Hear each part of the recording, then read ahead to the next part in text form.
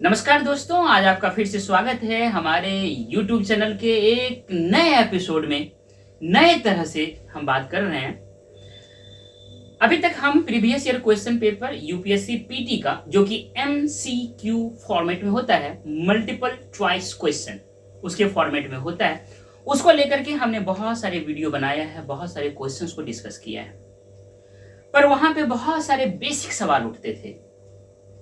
कुछ लोग हमसे पूछते थे कि यूपीएससी तो कई फॉर्मेट में एग्जाम लेती है, ऑब्जेक्टिव फॉर्मेट में पीटी में लेती है, मेंस में रिटन फॉर्म में लेती है और इंटरव्यू में ओरल फॉर्म में लेती है।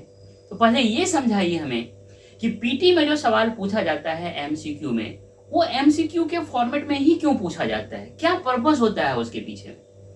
तो बहुत सारे सवाल इस तरह के बहुत सारे लोगों ने किया। कुछ मेरे खास हैं, अपने हैं, जो हमें जब भी मैं उसके साथ समय व्यतीत करता हूं तो वो हमसे ये सवाल पूछते हैं या पूछती हैं। तो वो जैसे ये अभिषेक जी हैं, ये अंकित जी हैं, ये आरती जी हैं, ये अतुल जी हैं, और हमारे साथ एक कैमरामैन भाई साहब भी हैं जो अपना सोचते हैं कि मैं छुप के रहूं और सब कुछ आप लोगों को दिखाते रहूं। तो मतलब हमारे साथ सौरभ कुमार सम्राट हैं जो कि कैमरा को संभाले हुए हैं। तो अंकित जी हैं, अभिषेक जी हैं, अतुल जी हैं, आरती जी हैं, मतलब ए स्क्वायर हो गया। एक सौरभ कुमार सम्राट हैं जो कैमरा संभाले हुए हैं, और मैं संजय, मतलब हम दोनों एस स्क्वायर हैं। ये छोटी सी हमारी आज परिवार है, उसमें आज हम डिस्कस करेंगे एमसीक्यू का पर्पस क्या है। ठीक है, आप लोगों का यही सवाल है। तो सबसे पहले हम देखते हैं कि जो एमसीक्यू का पर्पस है वो है एसेस करना, परीक्षण करना, जांचना, तीन चीजों को लेकर के। सबसे पहला है नॉलेज का असेसमेंट करता है एमसीक्यू, दूसरा है अंडरस्टैंडिंग का असेसमेंट करता है एमसीक्यू, और तीसरा है क्रिटिकल थिंकिंग का असेसमेंट करता है। ये तीनों होता क्या? ये तीनों होता क्या? बहुत सही सवाल कि नॉलेज क्या होता है, अंडरस्टैंडिंग क्या होता है और क्रिटिकल थिंकिंग क्या होता है। और याद रखिएगा, जब मैं पिछले वाले वीडियो में बोला हूं कि जो यूपीएससी का सवाल होता है, हर सवाल एक सवाल नहीं होता है, हर सवाल वास्तव में एक टॉपिक होता है। तो किसी भी टॉपिक को लेकर के उस टॉपिक से संबंधित रिलेटेड जो आपका नॉलेज होता है, जो अंडरस्टैंडिंग होता है, और उसको लेकर जो क्रिटिकल थिंकिंग होता है, उसी का असेसमेंट एमसीक्यू का पर्पस होता है। अब सबसे पहले हम एक चीज आपको समझाना चाहते हैं कि आप जो पूछ रहे हैं कि ये तीनों होता क्या है, उससे पहले यह जानना बहुत जरूरी है कि एमसीक्यू का पूछने का फॉर्मेट क्या होता है। जो एमसीक्यू क्वेश्चन पूछा जाता है, मल्टीपल चॉइस क्वेश्चन जो पूछा जाता है, उसमें सबसे पहले स्टेटमेंट होता है या क्वेश्चंस होता है, और उसके बाद 4 या 5 ऑप्शंस होते हैं। आपको 4 या 5, जैसे बिहार में 5 ऑप्शन देता है, यूपीएससी अभी भी 4 ही ऑप्शन देती है। ये जो 4 या 5 ऑप्शंस होते हैं, उसमें से आपको जो करेक्ट ऑप्शन है उसको चूज करना होता है। लेकिन एक चीज और मैं यहाँ ऐड करना चाहता हूँ, जानते हैं क्या? बताऊं क्या? करेक्ट ऑप्शन के साथ साथ उसमें जो मोस्ट अप्रोप्रिएट ऑप्शन होता है उसको भी आपको चूज करना होता है। इसका मतलब समझे क्या कहना चाह रहे हैं? नहीं समझे? जब आप सवाल का आंसर देंगे तो हो सकता है कि 2 ऑप्शन आप निकाल लें कि ये दोनों तो गलत है, उसके बाद 2 ऑप्शन ऐसा होगा आपको लगेगा दोनों सही है। At that particular moment you have to decide that इस दोनों ऑप्शंस में से ज्यादा अप्रोप्रिएटली सही कौन है। वो जो दोनों में से एक को चुनने की क्षमता है, उसी को क्रिटिकल थिंकिंग भी कहते हैं, जिसको हम आगे आके बताएंगे आपको। तो ये फॉर्मेट है एमसीक्यू का। अब आपका सवाल होता है, जब नॉलेज की बात करते हैं तो ये नॉलेज किस तरह का, क्या है इस नॉलेज के अंतर्गत जिसका असेसमेंट एमसीक्यू में होता है। इसमें सबसे पहला पॉइंट है फैक्चुअल नॉलेज। फैक्चुअल, जैसे 1857, 1757, 1764, ये सब फैक्चुअल, ये सब फैक्चुअल नॉलेज आपको होना बहुत जरूरी है। 1947, फैक्चुअल मतलब कि जो रियली में है। फैक्ट है, फैक्चुअल नॉलेज।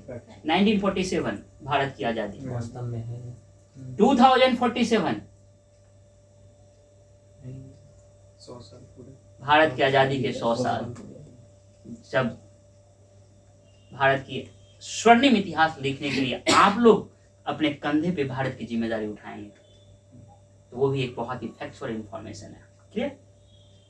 तो जो फैक्चुअल इंफॉर्मेशन होता है, फैक्चुअल जो नॉलेज होता है, उसको लेकर के जो आप सजग होते हो उसको बोलते हैं कि नॉलेज के तहत हो गया फैक्चुअल नॉलेज। जो दूसरा पॉइंट है इंफॉर्मेशन, आपके चारों बगल जो कुछ भी घटनाएं हो रही है, रसिया यूक्रेन वॉर, अफ्रीका में जो घटनाएं चल रही है, पाकिस्तान में जो भी घटनाएं चल रही है, ये जो आपके चारों बगल हो रहा है, भारत के अंदर जो हो रहा है, जो पार्लियामेंट में 3-3 बिल लाया गया है, ये सारे आपके चारों बगल जो है इंफॉर्मेशन तैर रहे हैं। उस इंफॉर्मेशन को जान, यस 4 बिल है ना? 4 बिल है ना। ये जो चारों बिल पार्लियामेंट के अंदर लाया गया है कि हमारा जो कॉलोनियल माइंडसेट वाला जो लॉ था, इंडियन पेनल कोड था, उसको अब भारतीयता का रूप देना है, भारतीयता का स्पिरिट एंड इथोस देना है। ये चारों बल चल रहा है, ये जो इंफॉर्मेशन है, इसको लेकर के आपके अंदर जो नॉलेज है वो भी इसके अंतर्गत आता है, नॉलेज के तहत।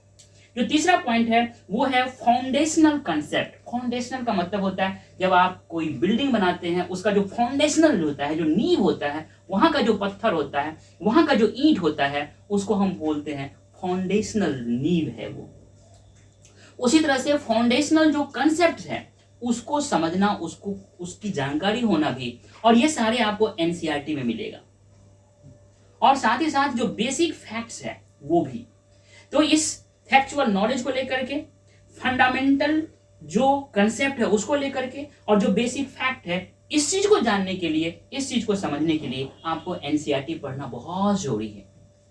और आप देखिएगा 100 क्वेश्चन जो यूपीएससी के पीटी में पूछा जाता है, अराउंड 40 क्वेश्चंस इसी फाउंडेशनल कंसेप्ट से रिलेटेड होता है, इसी बेसिक फैक्ट से रिलेटेड होता है, इसी फैक्चुअल नॉलेज से रिलेटेड होता है। इसलिए मैं बोलता हूँ एनसीईआरटी को पढ़िए। ओल्ड या new?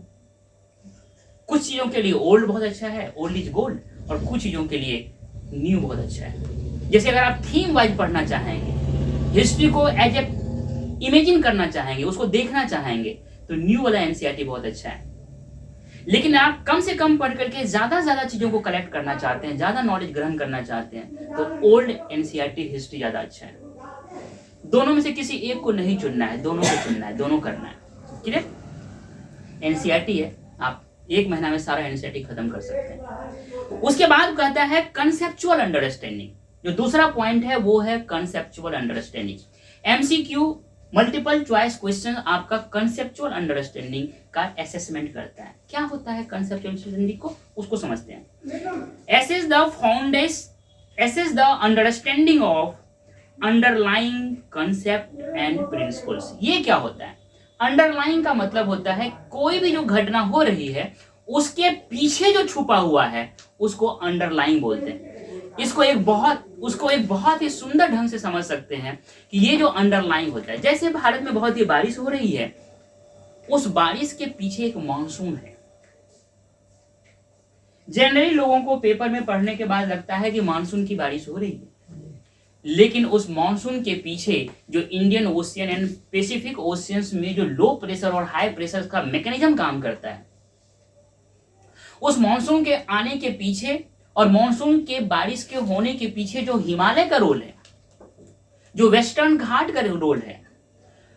Western part of India में उतनी मूसलाधार बारिश नहीं होने का जो एक कारण है अरावली का उतना हाईएस्ट लेवल पे नहीं होना, या अरावली का उसी हवा के पैरेलल में होना, न कि उसको क्रॉस करके खड़ा होना। इन सारे चीजों को ध्यान में रखते हुए, या जो जेट स्ट्रीम हवा बहती है उससे जो कोरिलेट करते हैं, ये सारे चीज जो है ये है underlying concept and principles behind the monsoon. इसको बोलते हैं कंसेप्चुअल अंडरस्टैंडिंग होना। तो दूसरा असेसमेंट ये है। जो तीसरा है क्रिटिकल थिंकिंग का होना, ये बहुत ही इंपॉर्टेंट है। क्रिटिकल थिंकिंग में 3 चीज होना बहुत जरूरी है। पूछिए क्या? सबसे पहला पॉइंट है एनालाइज करना, उसके बाद है इवेल्युएट करना, एंड द थर्ड वन है कंपेयर करना, है ना। जैसे मैं बोलता हूं, मान लीजिए हमारे गांव में एक चौराहा है। चौराहा का नाम क्या है? उस चौराहा का, उस जगह पे जो चौराहा है, पता है चौराहा का, जहां अपने जमीन के बगल में रविदास चौक। रविदास चौक पे इस तरह से टर्निंग है कि रात के 12 बजे कोई ट्रक वहां पे दुर्घटनाग्रस्त हो गया, एक घटना घट गई। उस घटना को लेकर के आप एनालाइज कर रहे हैं। एनालाइज करने का मतलब हुआ उस घटना को लेकर के आप छोटे छोटे टुकड़ों में बांट रहे हैं। क्या ड्राइवर की नींद पूरी नहीं हुई थी? क्या ट्रक ओवरलोडेड था? क्या वहां पे जो रोड बनाया गया है वो सही से रोड नहीं बनाया गया है? क्या इसका मतलब उस कारण के कई कई टुकड़ों में बांट करके आप देख रहे हैं। मतलब जो घटनाएं हुई है ट्रक के उलटने का, उसको लेकर के आप हर छोटी छोटी चीजों को जब आप देखने की कोशिश कर रहे हैं, मतलब आप उसको क्या कर रहे हैं? एनालाइज कर रहे हैं, उसको छोटे छोटे टुकड़ों में बांट रहे हैं। जब छोटे छोटे टुकड़ों में बांट लेते हैं तो हर टुकड़े को आप इवेल्युएट करते हैं। इवेल्युएट करने का मतलब होता है उसको जांचते हैं, परखते हैं, ये हो सकता है क्या? जब आप हर टुकड़े को जांच लेते हैं फिर भी आपको एक फाइनल कंक्लूजन तो आना ही है, तो हर टुकड़े को कंपेयर करते हैं। नहीं, रात 12 बजे वो ड्राइवर देखने से लगता है वो सोया हुआ नहीं हो, मतलब नींद पूरी थी, ये घटना नहीं हो सकता। रोड का कंस्ट्रक्शन भी उतना खराब नहीं है। एक घटना लगता है कि जो ओवरलोडिंग होता है, टर्निंग था, स्पीड था, ओवरलोडेड अगर ना होता तो ये दुर्घटना नहीं होती। तो आप जब सारे घटनाओं को कंपेयर कर लिए, सारे फैक्ट को कंपेयर कर लिए, कंपेयर करने के बाद जब आप एक कंक्लूजन पे निकलते हैं, पहुंचते हैं, तब उसको बोलते हैं critical thinking. Got a point? So when we are talking about what is the critical thinking, then we have to consider 3 points. First point is analyze करना, second point evaluate करना, and the third point उसको compare करना। और जब मैं उस समय आपको बता रहा था कि MCQ में 2 क्वेश्चंस में से, 2 ऑप्शंस में से आपको एक चुनना है कि इन दोनों तो सही लग रहा है, इन दोनों में कौन ज्यादा सही है, उस समय आपको यही क्रिटिकल थिंकिंग की जो एबिलिटी है, जो कैपेसिटी है, यही आपको वहां हेल्प करेगा कि इस दोनों में ज्यादा सही कौन है। Got my point? ये 3 पॉइंट है जो एमसीक्यू का पर्पस होता है। इसके अलावा 2-3 और पॉइंट है जो कि बहुत इंपॉर्टेंट है, वो मैं आपसे जल्दी में डिस्कस कर देना चाहता हूं। वो है डायग्नोस्टिक असेसमेंट करना। ये डॉक्टर साहिबा करती हैं। हमारी एक डॉक्टर साहिबा है, doctor Shashikala Tiwari ji. He have a great ability किस चीज को लेकर के? डायग्नोस्टिक असेसमेंट को लेकर के। उनके पास जो नॉलेज है, उस नॉलेज के बेसिस पे पहले वो अपना डायग्नोस्टिक एनालिसिस करती है, बाद में वो टेस्ट लिखती है, मिनिमम मेडिसिन देती है। उनका पर्पस है कि हमारे देश में इतनी जो गरीबी है, एक गरीब आदमी अगर टेस्ट और मेडिसिन के चक्कर में फंस गया तो वो परिवार बर्बाद हो जाता है। भारत सरकार ने जो हमें डॉक्टर बनाने में इतना इन्वेस्ट किया है, उस नॉलेज के आधार पे अगर हम अपने देश की जनता को गरीबी के चक्रव्यूह में फंसने से बचा लें, she is a great doctor. So they diagnostic analysis क्या मतलब होता है? जब आप एमसीक्यू बनाते हैं प्रीवियस ईयर क्वेश्चन पेपर का, तब आपको पता चलता है कि आपका वीकनेस क्या है और आपका स्ट्रेंथ क्या है। जैसे वो डॉक्टर साहिबा पूछती है, ये बताओ तुम कितने दिन से फीवर है, तो बताती है, जैसे मैंने अपनी बहन को चेकअप कराया था, बोलती है कितने दिन से फीवर है। हाँ, ये बोलती है। सब चीज को देखने के बाद वो असेसमेंट करती है कि इनके शरीर में इस चीज की कमी के कारण ये बीमारी हो सकता है। तो उस कमी जो हुआ है उसके लिए वो एक मिनिमम अमाउंट में मेडिसिन लिखती है और उसको अच्छे खाने से और अच्छे हेल्दी लाइफ से कैसे रिकवर किया जा सकता है वो बताती है। इसका मतलब होता है दैट्स कॉल्ड डायग्नोस्टिक एनालिसिस। जब आप प्रीवियस ईयर क्वेश्चन पेपर बनाते हो तब आपको पता चलता है कि आपका वीकनेस क्या है, आपका स्ट्रेंथ क्या है। जो वीकनेस है उसको और स्ट्रॉन्ग करते हो, जो वीकनेस है उसको आप दूर करने की कोशिश करते हो, जो स्ट्रेंथ है उसको आप कम करने को, उसको और बढ़ाने की कोशिश करते हो। So there is a weakness and strength का कंसेप्ट ये तभी पता चलता है जब आप एमसीक्यू बना करके आप उस पे असेसमेंट करते हो कि ये टॉपिक से हमको इतना गलतियां क्यों होती है। क्लियर? इसी से रिलेटेड एक और टर्मिनोलॉजी है, वह है फीडबैक एंड लर्निंग।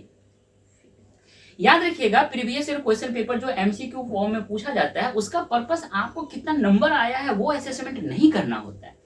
उसका पर्पस ये होता है कि जब आप टेस्ट दो, जब आप घर पे इसको बनाओ, तो जो गलतियां हुई है उस गलतियों को लेकर के जो मार्केट में या किताब में उसके लेकर के जो एक्सप्लेनेशन दिया हुआ है, पहले तो आपको ये पता चल गया कि हम बहुत पढ़ने के बावजूद भी यहाँ से हमसे गलतियां हो रही, तो फीडबैक प्राप्त हो गया आपको।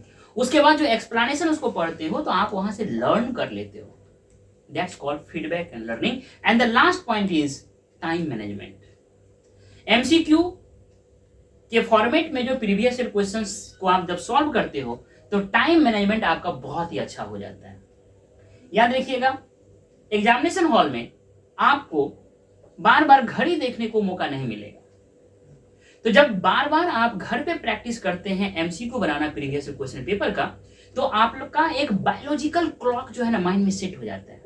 एग्जैक्ट उतना ही मिनट में आप एक क्वेश्चन को बना दीजिएगा। अगर 50-60 बार आप टेस्ट दे चुके हैं एमसीक्यू फॉर्मेट में, तो आपका माइंड उस टाइम फ्रेम को एक्सेप्ट करके उसमें एडजस्ट कर लेता है। That's called biological time frame. Clear? वो भी आपको प्रैक्टिस होता है। हर 5 मिनट पे आप थोड़ा घड़ी देखेंगे, हर 15 मिनट पे आप घड़ी देखेंगे, इतना क्वेश्चन संभव नहीं। उतना प्रेशर होता है कि आप बार बार घड़ी देखना संभव नहीं। तो टाइम मैनेजमेंट जो मेन चीज है, वो एक चीज और देखना आपको मैं बताना चाहता हूं। वेल डिजाइंड एमसीक्यू का कंसेप्ट है। ये क्या होता है? यूपीएससी के प्रीवियस ईयर क्वेश्चन को ही मैं बनाने के लिए क्यों बोलता हूं, उसका पर्पस ये है कि जो प्रीवियस ईयर क्वेश्चन पेपर होता है उसका जो बहुत ही क्लियरिटी के साथ बनाता है, साथ ही साथ कंसाइज वर्ड्स होते हैं उसमें, मिनिमम वर्ड में मैक्सिमम बात वो करता है। एक तो क्लियरिटी है उसके स्टेटमेंट में उसके, साथ ही साथ कंसाइज वर्ड है, मतलब मिनिमम वर्ड में बड़ी बड़ी बातें कह देना, साथ ही साथ रिलेवेंट आंसर चॉइस भी होता है। मैं आपको एक उदाहरण से बताना चाहता हूं। अगर एक क्वेश्चन से है भारत के राष्ट्रपति कौन है, तो उसमें 4 ऑप्शन में श्रीमती माननीय द्रौपदी मुर्मू जी भी हैं, श्रीमती मायावती जी भी हैं, श्रीमती ममता जी भी हैं, और एक सोनिया गांधी जी भी हैं, श्रीमती सोनिया गांधी जी भी हैं। 4 ऑप्शंस हो गया। इसका मतलब क्या हो गया कि ये रिलेवेंट आंसर चॉइस भी है। इररिलेवेंट आंसर चॉइस क्या होता है? जैसे श्रीमती द्रौपदी मुर्मू भी है, 2-3 ऑप्शन और दे दिया, और उसमें एक राखी सावंत जो एक एक्टर है उसका नाम दे दिया। यहां पे राखी सावंत का नाम देना इररिलेवेंट है ना? अगर कोई आप बॉलीवुड बेस्ड मूवी पे क्वेश्चन सेट कर रहे हैं, अगर कोई कह दिया कि इस मूवी की नायिका कौन है, तो उसमें अगर एक ऑप्शन राखी सावंत है तो वो रिलेवेंट ऑप्शन है, लेकिन उसमें ममता बनर्जी का नाम देना वहां पे वो इररिलेवेंट ऑप्शन हो जाएगा। क्लियर हुआ मेरी बात? तो अगर कोई एमसीक्यू फॉर्मेट में सवाल ऐसा पूछा जाता है जिसमें कि क्लियरिटी हो, बहुत ही कंसाइज वर्डिंग हो, और ऑप्शंस बहुत ही रिलेवेंट हो, तो वो यूपीएससी एक स्टैंडर्ड फॉर्मेट है, यूपीएससी का एमसीक्यू। अगर वो एम्बिग्यूअस हो, पुअरली कंस्ट्रक्टेड हो एमसीक्यू, तो आपको कंफ्यूजन की ओर ले जाता है। इसलिए मैं बोलता हूं, अगर प्रीवियस ईयर क्वेश्चन पेपर बनाना हो यूपीएससी का बनाइए, ताकि आप में क्लियरिटी हो, आप में लर्निंग हो। अब आप कहेंगे कि क्या एमसीक्यू ही पर्याप्त है क्या यूपीएससी के असेसमेंट के लिए? तो सवाल उठता है नहीं, क्योंकि एमसीक्यू से बहुत कुछ को नहीं जाना जा सकता है। जैसे क्रिएटिविटी को समझना जानना एमसीक्यू फॉर्मेट से संभव नहीं है। क्रिएटिविटी जब आप अपने लेवल पे सोच करके कुछ नया करने की कोशिश करते हो, वो मेंस के ही फॉर्मेट से होता है। सिंथेसिस, वहां पे मैंने एनालिसिस की बात किया था, छोटे छोटे टुकड़ों में तोड़ देना, दैट्स कॉल्ड एनालिसिस। सिंथेसिस का मतलब होता है छोटे छोटे टुकड़ों को जोड़ करके बड़ा बना देना, दैट्स कॉल्ड सिंथेसिस। वो एमसीक्यू से नहीं होता, वो आपका मेंस राइटिंग प्रैक्टिस जो होता है उसी से संभव है इसको असेसमेंट करना। और डेप्थ एनालिसिस, किसी भी टॉपिक को लेकर के कितनी डेप्थ में आपकी समझदारी डेवलप है, वो पीटी के एमसीक्यू फॉर्मेट से नहीं संभव है, वो मेंस आंसर राइटिंग प्रैक्टिस से ही संभव है। तो अभी तक मैं आप लोगों से प्रीवियस ईयर क्वेश्चन में जो एमसीक्यू है, पीटी का फॉर्मेट है, उसको लेकर के मैंने आप लोगों से डिस्कस किया। आज एमसीक्यू का क्या बेनिफिट है वो भी डिस्कस किया, उनकी जो कमियां हैं वो भी डिस्कस किया, और उस कमियों को दूर करने के लिए जो मेंस आंसर राइटिंग प्रैक्टिस है उसका कितना रिलेवेंस है वो भी मैंने डिस्कस किया। इसीलिए आने वाले टाइम में मोस्ट प्रोबेबली 15 अगस्त 2023 से हम प्रीवियस ईयर क्वेश्चन पेपर में जो हिस्ट्री, आर्ट एंड कल्चर का सवाल पूछा गया है उसको लेकर के हम डिस्कस करेंगे। मोस्ट प्रोबेबली 15 अगस्त से हम इसको शुरुआत करेंगे। मुझे उम्मीद है कि जितना बात मैंने आज किया है आपको अच्छा लगा होगा। और 15 अगस्त बहुत दिन नहीं है, उसमें हम एक मेंस को लेकर के डिस्कस करेंगे। उसको लेकर के जो आपकी आशाएं हैं वो भी हम आपको निराश नहीं करेंगे। इन्हीं शब्दों के साथ मैं आपको थैंक यू बोलता हूँ सुनने के लिए, समझने के लिए, और मिलते हैं नेक्स्ट वीडियो में। Thank you dear. Thank you.